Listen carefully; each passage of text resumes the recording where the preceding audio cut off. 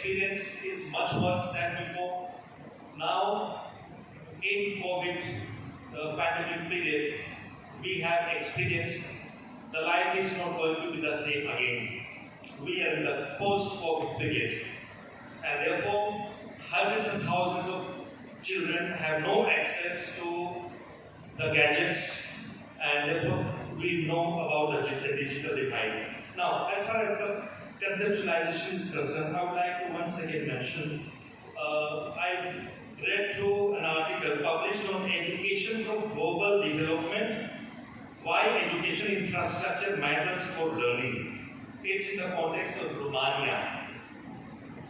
And it is argued in that article that buildings, classrooms, laboratories and equipments, education infrastructure are crucial elements of learning environments in school and universities. There is strong evidence that high quality infrastructure, facilities, better instruction improves students' outcomes and reduces dropout rates, among other benefits, unquote. So a recent study from the UK also found that environmental and design elements of school infrastructure together explain 16% of variation in primary students' academic progress. So we see this correlation between development of quality education and infrastructure. So therefore, the condition or situation in India is also very much like that of Romania in many ways. Not in everything, but since I'm giving the case of Romania, I'll make a couple of other mentions as well. Hence, in an ad hoc approach to infrastructure investment is problematic. This we must realize. And therefore, no piecemeal solution, no part-time solution. But when I talk of sustainability, or we talk of sustainability, let's think of minimum 100 years sustainability. After that, we don't know. But we should not think of next 5 years, 10 years, 15 years, even 50 years. Minimum 100 years. The way forward. This is my final segment. Roadmap for education infrastructure.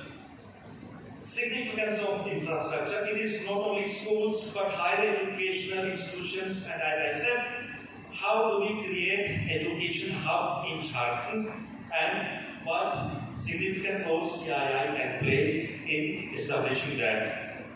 The term infrastructure is comprehensive and there are a number of aspects that are included in it.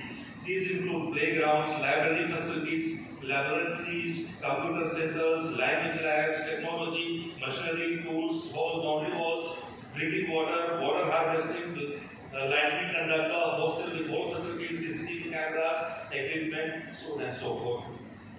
And we should also remember the important aspects of education infrastructure are significance of infrastructure, educational planning. Planning is important. Characteristics of infrastructure and types of schools and colleges infrastructure. Now, as far as infrastructure is concerned, it's beyond physical. Let's not only think of the facilities or physical sort of entity, but it's beyond physical.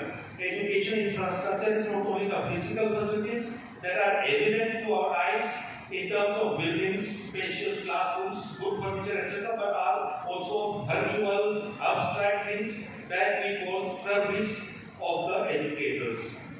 And India's education sector also makes us aware of diversified mix of public and private ownership.